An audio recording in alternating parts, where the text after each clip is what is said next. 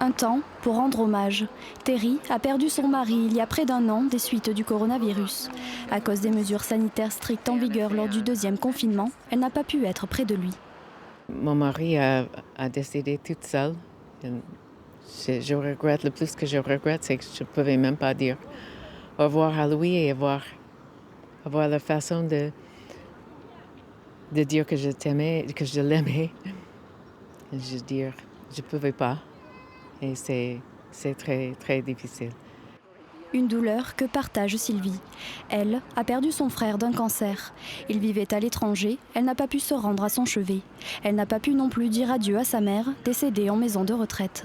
Les visites étaient alors interdites. De ne pas voir ses proches, c'est de ne pas les accompagner surtout. C'est ça qui est terrible, de ce qui s'est passé. Ça a été inhumain, ce qui s'est passé.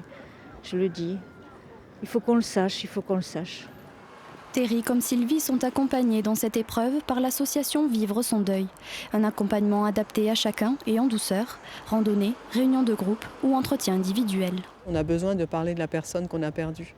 Et ça, c'est très difficile parce que ça met les autres mal à l'aise. Donc c'est d'abord ça qu'ils viennent chercher. Et l'échange avec d'autres personnes avec qui ils ne se sentent pas bizarres ou décalés ou étrangers, quoi. Et puis c'est avec un petit rituel que la marche s'achève. Déposer une feuille d'automne dans le lèse et la voir s'éloigner avec une partie du chagrin.